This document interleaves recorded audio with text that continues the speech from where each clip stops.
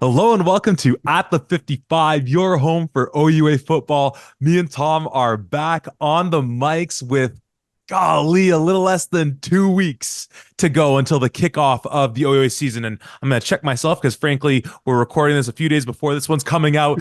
So much is going on right now, so little time. I am jacked up beyond all belief. I'll explain what the heck we're doing today, what you're going to be expecting from us over the next couple days leading into the season, but not a moment before I say the magic words, which are, how the heck are you doing, my friend Tom? I have waited so long to hear those words again. I am doing so well, my friend. The fact that the OUA season is just around the corner is so damn exciting, and it means I get to hang out with my favorite person in the world, Mr. Bader Shamai. So I cannot be doing any better right now.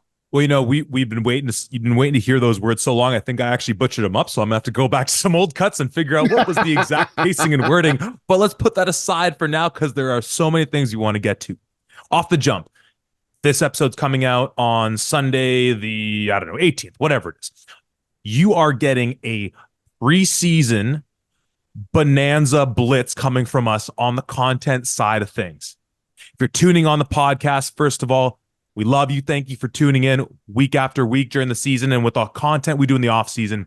We are going through our tiers, breaking down the 11 teams in the OUA, much like we did last year, looking at sort of not ranking 1 through 11, but the neighborhood that these teams are living in, who's sort of in comparison. And a minor change we're doing from last year is we're kind of titling the tiers beyond just A, B, C, D, E, however many tiers we end up doing with this, to kind of give you a sense of, again, the narrative of where these teams are at. So that's what we're going to start with today, the last tier. We're doing in reverse order.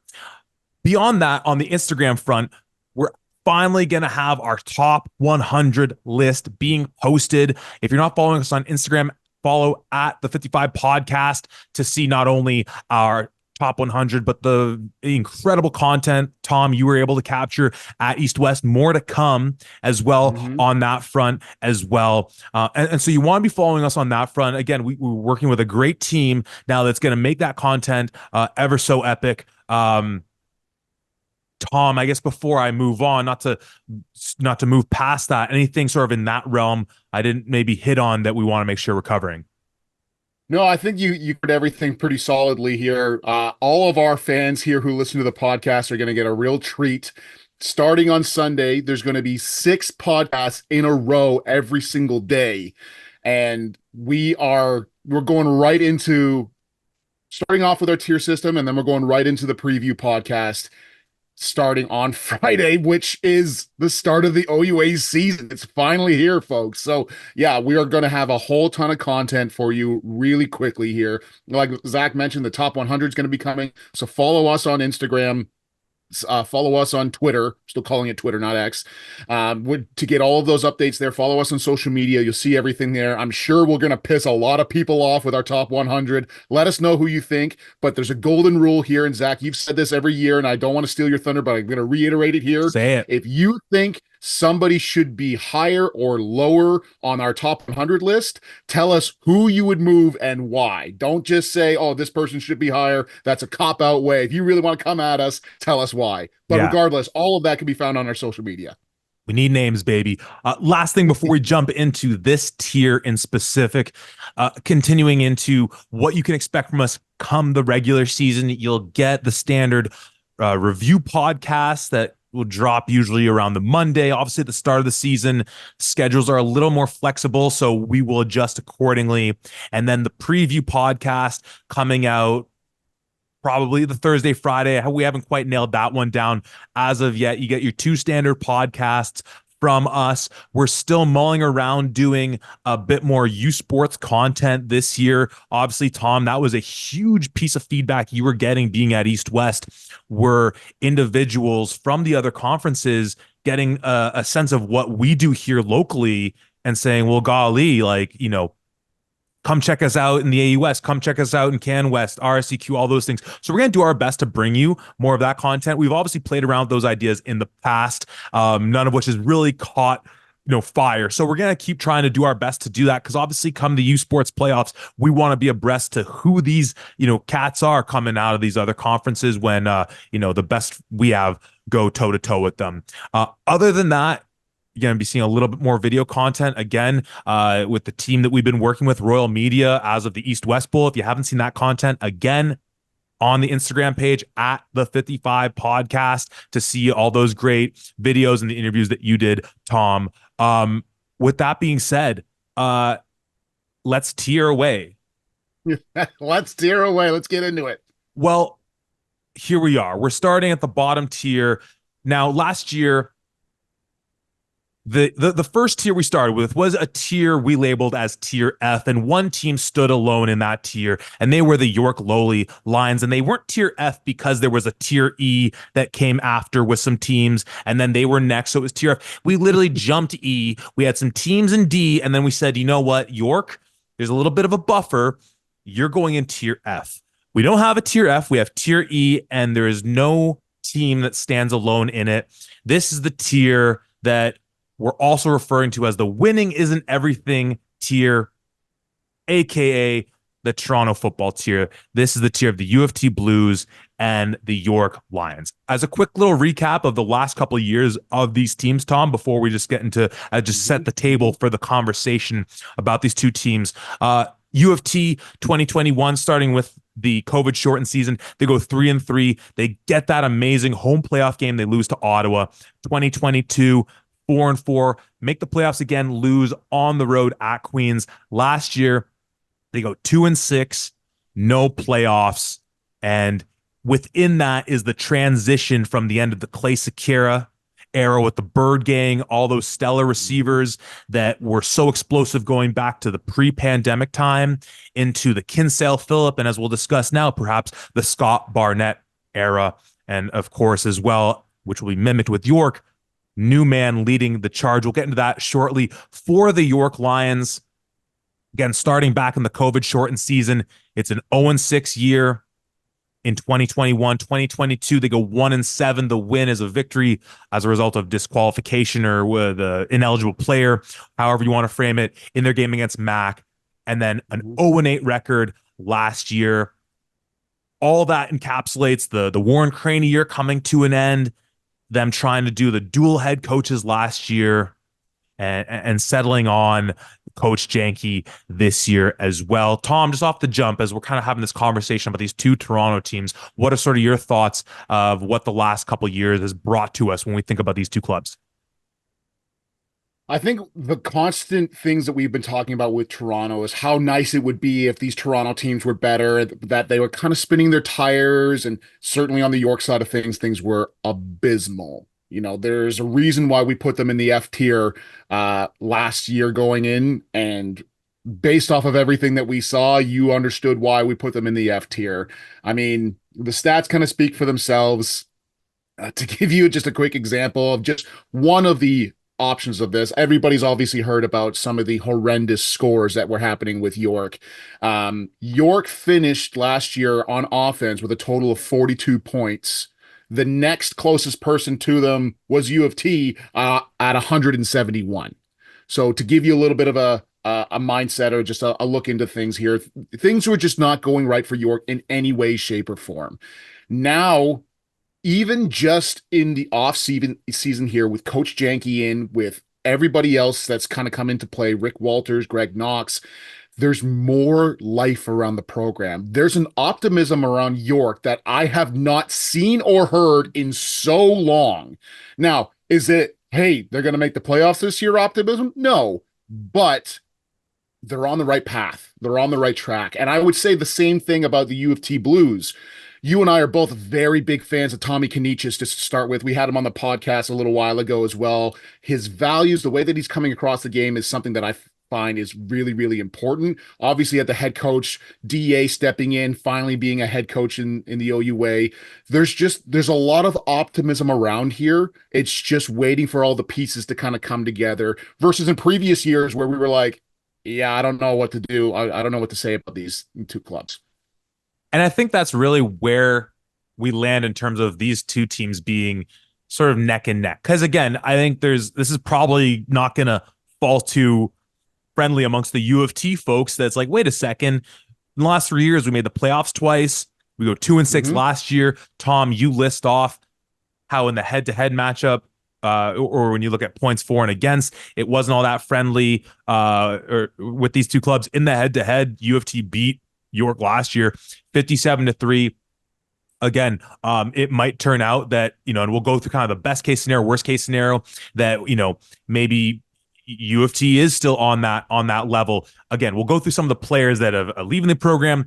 Coach Da as the head coach, as you mentioned, Coach Kanichis there, and I think a big thing for me with this U of T team more than anything, because we talk about on the offensive side, it seems like that's where things are really gonna take a bit of a change. Barnett from day one, he's in there. They got Jamie Cook as the quarterback coach, former teammate of Hmm. mine at Guelph. Saw him at Waterloo last year, coaching up with them. He's over there now. Of course, he's got the familiarity with Da.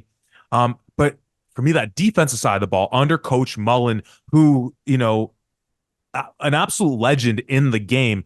And we were Hmm. talking so much last year of, we look at that game they won against Mac, and you say that was so solely on the back of that defensive performance, especially a guy like Ryan Stewart leading the charge for that defense.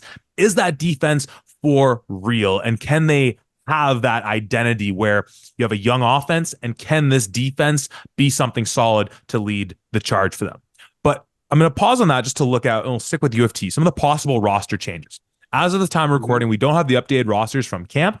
So this is going off of academic year eligibility, things like that. I'm going to read off some names. We're going to talk about them. So as far as guys that, based on their 23 roster, might have aged out or graduated out, or their eligibility, they're ineligible to play, or they might have graduated out based on how many years academically they were in. You got David Osho at wide receiver, possibly graduated out. Kinsell Phillip. Now, of course, the conversation with him is that he moved to the defensive side after playing quarterback for them for the last year and a half and showing some promising things. I'll be interested to see, whether it's photos from training camp or whether it's the roster itself, because I forget last year he was in his fifth or sixth year academically, right? So that's a bit of a red Hmm. flag. Nigel Good at receiver, possibly aged out. Adam Williams, the running back that's been there since, golly, almost you and I were putting the pads on. I have to imagine he's out of there. Jackson Mayer on the defensive line out of London. I'm, again, guessing he's probably graduated out. Nick Green, another receiver in that realm of possibly not returning due to age. And then Owen Mitchell, kind of H-back, tight end, fullback guy. Again, possibly back. I think he's probably graduated out. And a lot of those names, again, coming on the offensive side of the ball, new offensive coordinator, some names there Hmm. where, again, some shoes to fill, we should say. Um, on the other hand, as far as the players to watch that I've highlighted, and I'll be interested to see where you bounce off this. Obviously, we said Scott Barnett from day one. Hmm. He's the guy. And this has been something that we talked about going back to when we had Nate with us, of that mentality. Nate being obviously one of the highest caliber quarterbacks the OUA's seen in the last 10, 20 years, of trying to play two guys versus saying, no, you are the guy. It's the ball's in your hands. As far as we know, that's Barnett right now. And Hmm. let's see how that goes with a solid quarterback coach in there, new offense.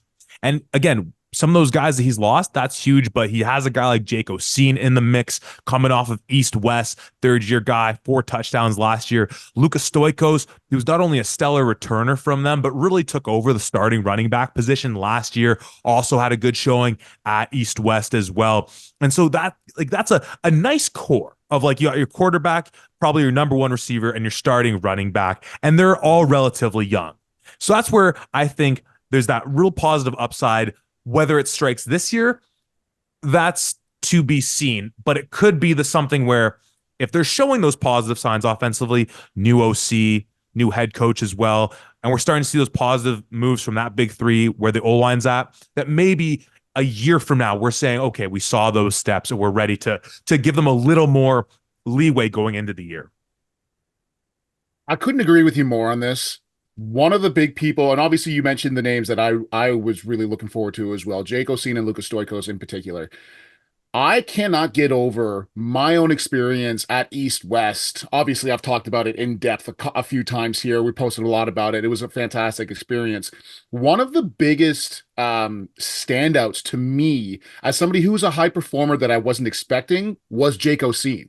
When he was out there at East West, the athleticism that he was showing, the sure hands, he was just a solid player amongst a list of other all-stars from across the country.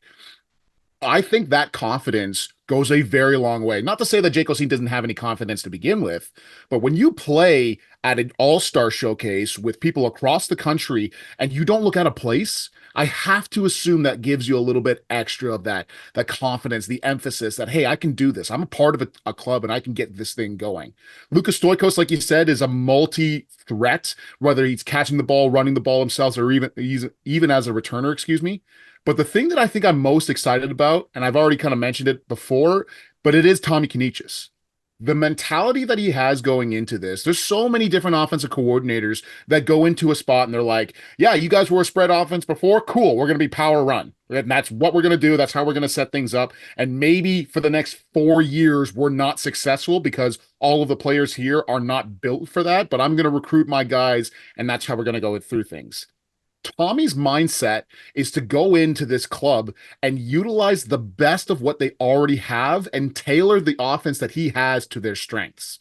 So he came into the spring camp practices, and he's there to see what does the athleticism on the field look like? How do these guys move? What are they comfortable with? What kind of route combinations, running, all of those things. Because once again, it's a kind of a perfect time to come into that because you're no longer, you're losing a bunch of players like you just mentioned, Adam Williams in that run game, because that's gone. Are they going to try and just, okay, Lucas Stoikos, you're going to fill in for there and you're going to do the exact same thing? Do we want to try to get to that run game in a different manner because of the pieces that we have, because of the new offensive coordinator, all of those things? So I think having him in with the time that he did is the perfect time for him to really try and implement things and really go about things. I'm very interested to see what Coach Kanichis is really able to do with this club, how he's able to utilize the pieces that he has to really get the best out of them. Also, shout out to our girl, Carly Manners, who is the assistant 100%. O-line coach for him, helping him out on the O-line. I'm really interested to see how that U of T Blues O-line can change their own blocking philosophy because realistically, when you had Kinsale Phillip, as you and I both know, we both block for quarterbacks that could take off and run and quarterbacks who they ain't leaving the pocket no matter what. So having that difference as an offensive line, knowing that, hey, if I lose a block here or something happens here, my quarterback can run out and get away from things, or shit, I was blocking in a certain manner. I thought I washed my guy out, but my quarterback ran out of the pocket when I wasn't expecting it, and that's a sack. To now Scott Barnett, who's certainly capable of taking off and running, and he showed that previously, but I think has more of a tendency to stay in the pocket than he does running. And I want to see how they try to block that up. Do you go with a standard 60 pro? Are you on the run a little bit more to utilize things? I'm just interested to see how this offense comes together. But for the first time in a long time, probably since the Clay Sakara era, maybe I shouldn't say that because Kinsale Phillip really excited me, but I want to say I'm optimistic about what this could be. There's a lot of ifs in the air, but there's pieces in place that I really like with these UofT Blues in this offense.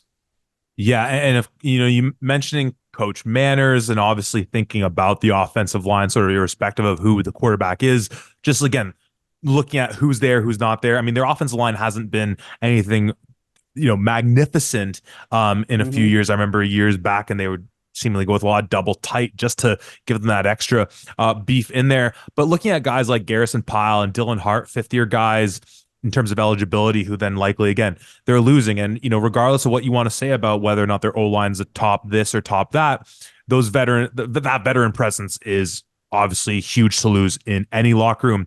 On the flip side, the argument to then retort is that other than that, it's a young offensive line they're building together, new coaches. So again, you're working with new schemes, but that's where I go back to the name of Owen Mitchell, a guy who had that versatility, able to, that again, sort of jack of all trades type of player in terms of being able to help you block and get out into space a little bit. I think it's going to be a big loss for them. So I think just potential pouring out of seemingly all aspects from this team, and getting to see those signs of life on the offense and what that identity is going to be. I think that was a great point you highlighted of what Coach Kinneat just had mentioned of forming the offense around the players. So really, all right, let's see what you got.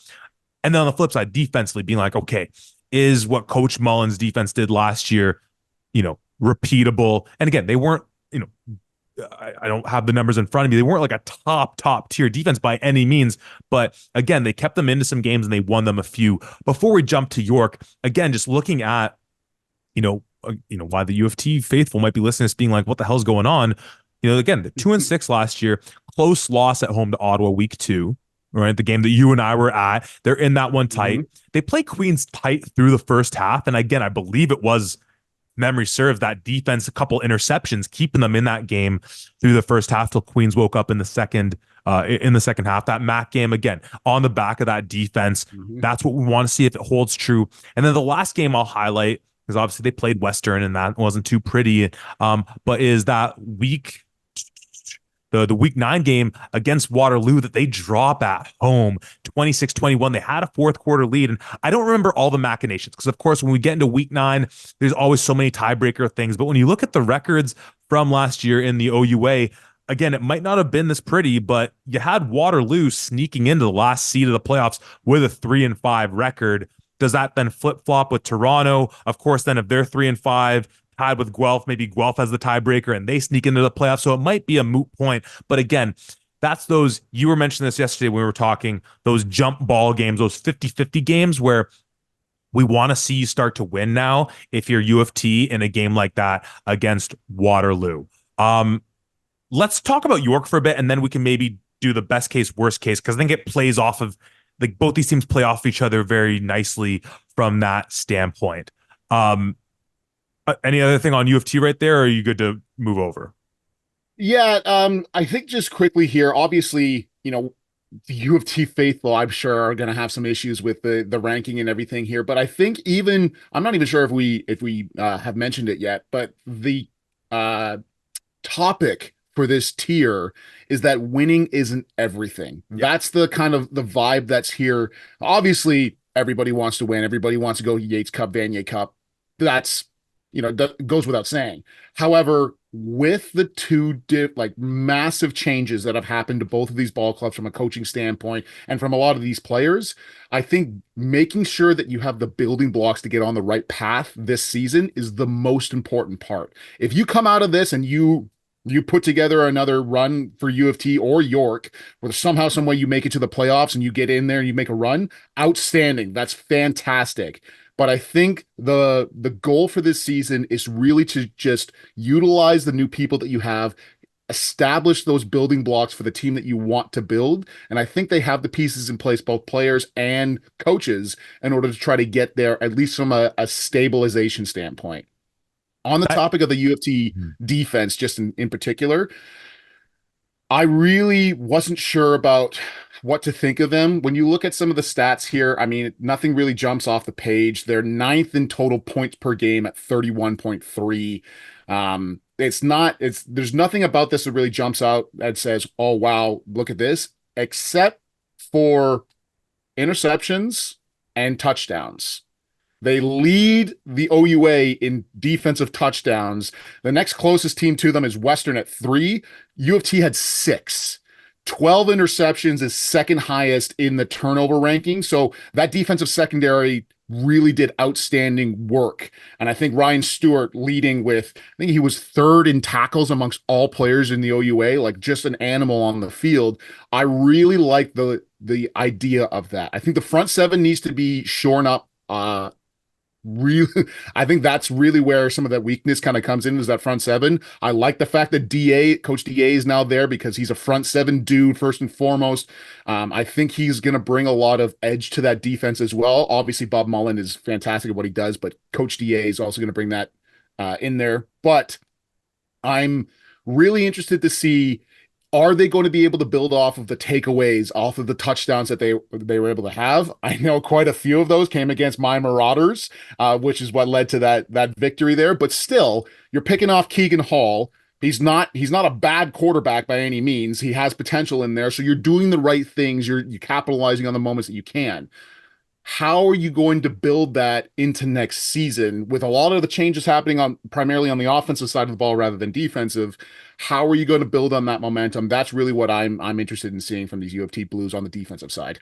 And then I think that also then, Mac's a good team to bring up to then test as far as what Coach Adams is bringing in from that culture standpoint. If the defense is looking like, hey, you know what? They are this ball hawking defense and they got the athletes that when they do turn you over, they can take it to the house. And if that offense is still finding its identity, we talked about this all year with Mac of that frustration that can occur on either side of the ball. But when one side is pulling their weight, if not a little bit more, and the other side isn't quite, that can create a bit of turmoil. And I think that's where, again, it goes back to that winning isn't everything mentality that is, I think so crucial for both these teams. Tying in with that, what came to mind as well was that, we talk so much about the Clay Sakara era and how explosive they were. That first year they really went on the map, 2019-2020, the year Mac ends up winning that Yates Cup in London.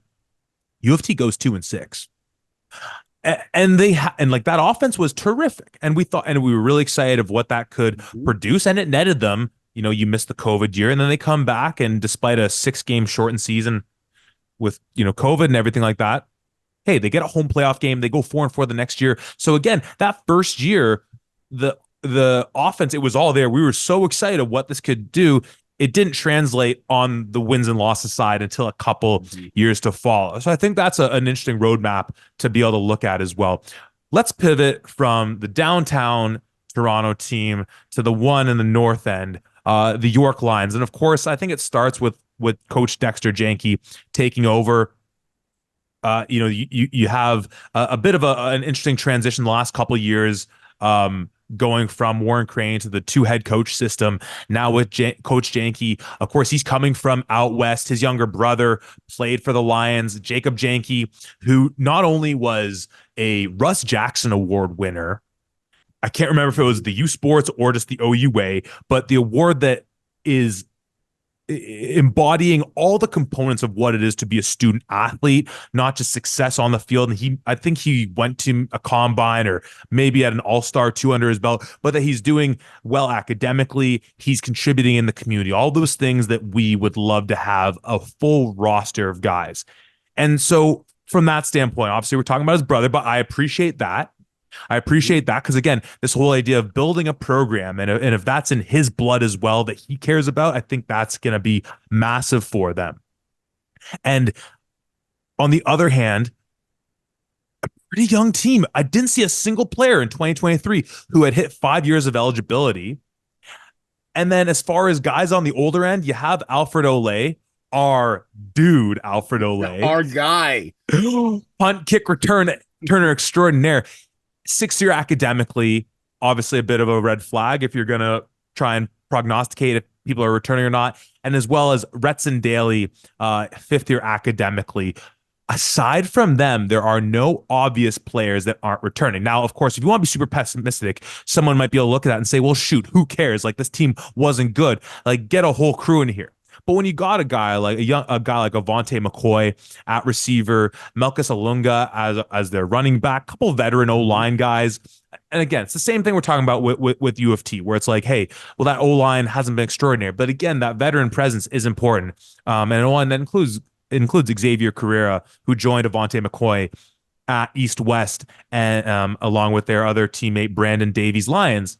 And I'll let you pick up off this whatever direction you want to go. Again, if you want to be super pessimistic, you can just look at that and say, well, shoot, they invite at least someone from every team. They got to have someone, even if that's the route you want to take. You don't think that sticking from the line perspective, because we're former linemen and that's what we believe and know matters the most. You don't think Correa or Davies Lions got better from being at East West and being able to be around all that amazing coaching and the best of the business that they're bringing back to their program and able to talk with these young guys? I think that's important for this team. And of course, with quarterback, it seems like they got this kid Owen Webb, see what he can do another year under his belt. What are you making of the York Lions this year? Optimism. I said it previously. There's optimism around the York Lions for the first time in a very, very long time. The thing that we're looking at a lot of the players from last year coming back into this year and things. The thing that I think is really what we should be talking about is ever since Coach Janke came over, how many of those West Shore Rebels, how many of the guys from the CJFL have come back over? A little guy named Sean Lall going to be their starting quarterback again for these New York Of Lions. He's course. entering he's entering back into the OUA with a fire underneath him to try and make sure that he's proving himself. Not that he needs to, but you understand what I mean. You've got a competitor at quarterback. You've got a list of CJFL guys specifically who have come over from out west who are in peak form because CJFL for the folks in Ontario. If you watch it here, the Hamilton Hurricanes are always good, the GTA All-Stars, all those guys. But if you look out west and you see some of the Okanagan Suns or the West Shore Rebels, those are really competitive, really good football that happens out there for guys who just may not want to go the university route or want to go there before they go out. So they have that now. And not only with Coach Janke, but Coach Rick Walters, who's their offensive coordinator, comes from the University of Alberta as a longtime offensive coordinator there, but also spent some time in the CJFL coaching there. So you've got two guys who are fresh out of the CJFL who have brought a ton of players over from there to come play for the York Lions because there's excitement to build something new. I always talk about, when you're in that recruiting mode, when you're a team like Western or Queens or Laurier, and you have the history, you have the history of winning, and you're good now. Obviously, there's a lot of things that go your way when you're recruiting the right kind of player. Hey, do you want to win now? Do you want to be a part of a championship program? All of those things. Being able to talk about you can be a part of something that hasn't been done in a very long time, build your own team, be a part of something that could change the direction of the York Lions forever, depending on, a bunch of different factors and things. But that's all well and good, and anybody could have said that previously at York. But you start looking at the coaches that are there, and once I've said this a bunch, but the coaches that are there, I think, are the main reason why I'm so optimistic about York this season. And when I say I'm optimistic, like I said, I'm not saying, hey, they're going 5-3, 6-2, 7-1. I'm just saying there's hope around the program again. There's people that are in place that care about the program. When you've got Dexter Janke, when you've got Rick Walters, and somebody that I know very well, and Coach Greg Knox, arguably one of, if not the best defensive coordinator in U Sports, that brings a lot of excitement to a program and it gets kids excited about the right things. So I'm very interested to see how this ends up going. There's a lot of kids there that have obviously were from last year that were a part of that horrific losing program that was last year. That all doesn't go away at the snap of fingers, no matter who you bring in there. So there's a lot of hurdles to still come over, but with the coaches that are there, with the new players that are coming in, with guys like Sean Law and these guys who have OUA experience already, who are ready to come back and contribute, I feel excited about the direction of where York is going. Can't believe I forgot about Sean Law in my notes for that one. Yeah, 100%. It's your guy. It's our guy. I love me some Sean Law. That's huge for them. And then the Greg Knox piece, which will be so fascinating to watch because I still get nightmares of having to face, your Marauder defense that he was coaching up those years. And schematically, it's one of those things where you always teach an offense, or you always, pretty much anyone, but I feel like on offensive line, the less you're thinking, the faster you're shooting out and going to get your guy. And with Knox's defense, you're constantly going through check after adjustment, that you're thinking so much that has a major, like that alone pre-snap has an impact on the opposite team. We'll see how that works because there was some dogs on those defenses that you had playing on the other side from you in your time at Mac. Again, we'll be interested to see how his system works with a team that's a little more raw off the jump. I feel like whether UofT people don't feel like they should be in the realm with York, because I feel like what we're saying is, to your point, like, what does success look like this year? Get in a couple of those 50-50 games. Like, get into a couple of those games where it's like, And again, last year, he said they scored 42 points. 32 of those points came against Waterloo, which on the one Mhm. hand, it's like, hey, Mhm. good for you. Waterloo, we'll talk about them in a podcast to come. Spoiler, they're not in this pod if you hadn't figured that out yet. You got 30 points up on them.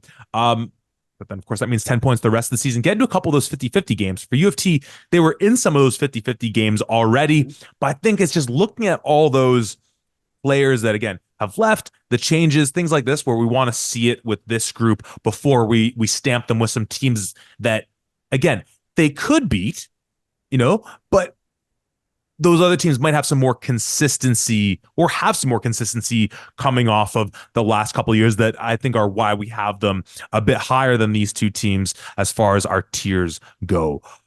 Tom, shall we take this opportunity to do a little best case, what we kind of project as a best case, worst case, looking at their schedule? I think it's about time. Yeah.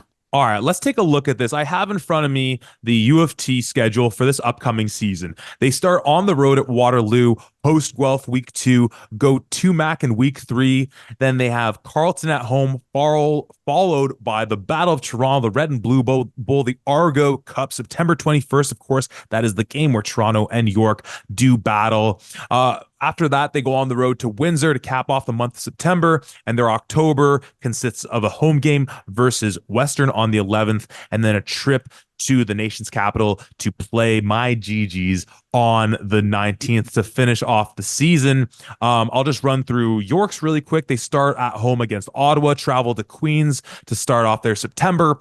They're home against Windsor before the Red and Blue Bowl at U of T and a trip to Carleton to wrap up September. Their October goes home against Waterloo, home against Guelph, and they finish on the road for a game I know you are super excited about, the Greg Knox homecoming of sorts, when they go to Hamilton to take on Mac at Ron Joyce. We talked through this. We said for U of T, the best case scenario is a 3-5. The worst case is an 0-8 scenario. And for you and for York, why don't I have that note in front of me? Tom, bail me out. We said their worst case is 0-8. We know that. Worst case, what did we say The their best case was? What did we say that the as? well, the worst case scenario for York was 0-8. The best case scenario is also 3-5 for the York Three and Lions. five. So let's talk this through. For U of T, that best case scenario, we're saying, all right, obviously you win the Red and Blue Bowl. It feels like, aside from last year, that's a game that both these teams obviously come to play in. And I don't think this year I think either team we could see winning that one.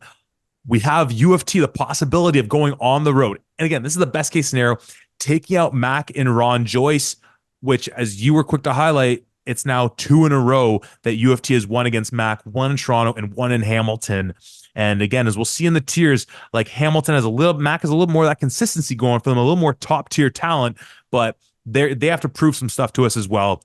The best case scenario then wraps up with also us saying, starting off on the road, Coach DA returning to Waterloo, and with the emotions riding high, and of course, Coach Jamie Cook returning as well. They steal a game at Waterloo, or maybe U of T folks don't like me saying they steal the win there. That's best case scenario. Worst case scenario, again, could of course, Waterloo and Mac and York we think could take all those games. Anything on that front in terms of the way we're looking at that schedule for them? Are we underestimating them in any regards? Are we overestimating them in some regards either? Yeah, I think to give everybody a kind of sense about how you and I make these decisions, how we kind of walk through things here, is when we're talking about the best case, worst case, if U of T has the best game that they could possibly have, and the other opponents have the worst game that they possibly have, who can they take out with what we know now, with the skill level that we've seen previously, and what we think going into the next season here? I think, like you said, for both U of T and York, it's very possible for them to get a win in Waterloo, to beat each other in the Blue Bowl, and conceivably to win against McMaster, because as you highlighted, both of these teams have beat McMaster in the last couple of years. Even if one was a technicality, it's still possible here. If Mac has the worst game possible and these guys have the best, there's a possibility that's there. I don't think that either York or U of T is at the spot yet where they'd be going after the Carltons, the Ottawas, the Windsors, I don't think that they're there yet. I don't think even if the U of T has their best game and they have the worst, I still think that the other teams have enough athletes around them, have enough with them in order to get the wins outside of that as well. And that's kind of where we really foresaw things here. When you're looking at some of the schedules here as well, you look at Toronto and it's not that the end of the season for them is crazy. So you start off against Waterloo, like you highlighted, in Waterloo. You play Guelph at home, at Mac, and then Carleton at home. Then you've got the Red Blue Bowl, and then you go Windsor, Western, Ottawa. It's a rough way to end the season as well. Once again, could be a lot of playoff implications, whatever else, depending on how things happen. But that's just how we foresaw things. I just don't think that U of T or Toronto or U of T or York, excuse me, are there quite yet to get past, getting into the Ottawas, the Carltons, the Windsors. I don't think they're there yet. And just to be clear, it's at Windsor, at Ottawa, right? So long road trips in that regard. And again, I think Tom, I think you sort of explained our thinking on that clearly, but as well, it's the fact too of, say what you want of whether you want to call it revenge games, just the emotions of it you have for York. Greg Knox returning to Mac, and just that idea that like could that be something that they're able to channel into like, hey, we've seen what Coach Knox has done for this defense, like more than ever. We're finishing off on a bang. Let's go into that house and maybe we're playing upset. And imagine what that would feel like. They would carry Coach Knox off the field if they went if they did what U of T did to Mac a couple of years ago, go into Mac, beat them in the last game of the season, knock them out of the playoffs. They'd carry Knox off the bloody field. They'd carry him all the way back to Toronto. For U of T, it's, as we said, starting off the season, showing Coach DA finally getting the shot, as you so accurately highlighted, of being a head coach of a program. We're going to show what we're made of. We're going on the road. I'm taking out my old team. So you bake those two into the equation. You add in the Red and Blue Bowl, which of course, if one of those teams makes the upset and then gets the Red and Blue Bowl, that's 2 wins right there. And then is that third win, again, as you say, if they're really just firing on all cylinders out of their reach, it certainly is not. More than anything, Tom, again, with that name that we dubbed the tier being the winning isn't everything, I think it's just very exciting that we could be seeing those steps for Toronto football. As we always say, OUA and U Sport football is at its best when Toronto football is, whether maybe competitive isn't the right word, but competitive, right? In those 50-50 games. And, again, U of T's made the playoffs twice in this decade. The York Lions, going back to the days of Jacob Janke, brother of new head coach Dexter Janke, were a team that, again, with the help of recruiting a lot from out west, the Hunchaks, Luther Hukunavanhu, these guys, right, that came in to help build the system. It's been there. And I think that's what we're so excited for. And the new coaches at the helm at these different positions, I really, again, these teams can look at us and hear us saying all these things and be like, these guys are haters, these guys are whatever. It is absolutely the opposite. We want to see, one of these teams go 3-5, the other go 2-6, whatever it is. We will be happy as pigs in the mud if that comes to pass. Tom, anything else on these two teams that we want to cover before we wrap it up? Yeah, it's just an overall arching theme that I've been saying over and over again, and I'm trying not to, count my chickens before they hatch. But I'm excited about Toronto football again. That's something that I haven't been able to say just in general. There's been flashes from U of T, and there's obviously been a lot of struggles from York, but both of these squads, I'm excited about where they could go. I really, really want to see them build the necessary building blocks to get to where they want to go, whether that's this season, the next, or even years down the road. That's what I really want to see out of both of these squads here. How are you setting your kids up for success? How are you putting them in the best possible scenarios to be successful? And are you expecting too much of them, or are you understanding these are the limitations of what I have? To your point, You talk about Greg Knox and his defense, and while the scheme itself is outstanding, I had to go up against the ones constantly in practice, and they kick my butt pretty regularly. You also look at them and then you go, in that 2011 team between Ryan Chmielewski, Aram Isho, and Nick Shorthill, you have three President's Trophy winners in 2011, 2012, and 2014. You've got a JP Metris Trophy winner in Ben D'Aguilar, who didn't even start in 2011, mind you, with all the defensive guys in front of him. Like, you had some of the best of the best. Mike Daly, 8-year-long career in the CFL for the Hamilton Tiger Cats. Like, you had unbelievable defensive players there to back up the schemes that you were doing, and guys who understood these schemes so that they could change things on the fly. Do you have that same caliber at York right now? No, that's just a straight up fact. You don't have that as of yet. However, how are you going to put your guys in the best possible scenario to understand that defense, as complex as it can be, and get them into a spot where they can really succeed here? Maybe the first year or so is relatively tame. It's 4-3-3, maybe a 3-3 stack with a few blitzes, packages, and that. Maybe that's what it is to start with. Best believe, no matter what, last game of the season, Coach Knox, Foxy Knoxy, as we call him, he's bringing out all of the stops against McMaster. He'll show 7 up, 8-man up, pressure, +1, constant, whatever he has to do to get the dub against the Marauders, I guarantee you. But I wouldn't be surprised if you see a much more tame version of that. Similar to what we were just talking about with Tommy Kanichis, he's not going into U of T saying, this is my offense, this is what we need to do, but more so, I have obviously a great offensive mind that he does. I can tailor what I want to do to the strengths of this team right now and slowly introduce them to my way of thinking and get us to where I want to be.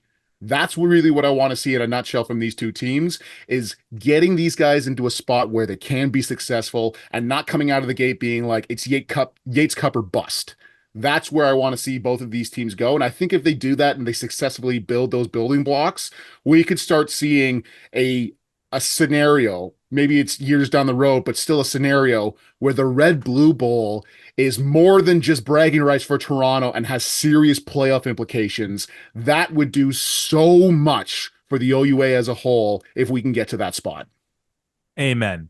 And as a little teaser, I'd say the way you talked about Coach Knox being a guy with a complex system that causes headaches for opposing offenses and linemen and coaches alike, being in a new environment, trying to teach his system, sounds a bit like another defensive coordinator in a new spot on a team we'll be talking about in the Tier D pod that you'll be getting tomorrow. Tom, this was a beautiful thing, knocking the rust off like we never missed any time. Winning isn't everything. UofT and York, hey, for both these clubs, to reiterate it, we want to see y'all playing the best football you can. And I'm obviously biased now, teaching and coaching back in Toronto. So I think it's good for the health of football at all levels that these two teams are demonstrating the habits that it takes to be successful in the game of football. Tom, this was so much fun. I can't wait to do it all over again, talking about a couple other clubs. Any final closing thoughts before we wrap this one up, Tom? No, it's just so fantastic to be back here talking about OUA football, because it's about to happen. No longer about these hypotheticals that we've been talking about since January. We're finally getting back into the heart of the season, and I'm so excited for it. I'm really excited to see both of these teams, like we've kind of detailed a whole bunch during this podcast here, but I'm interested to see what everybody thinks about the teams that we have in the next tier. If there's some of the UofT faithful who are kind of coming back at us being like, why did you put us here and not there? So I'm interested, and I'm excited to just get this thing off and running. Well, you can let us know all those thoughts after you hear the podcast we put out about Tier D right here at the 55.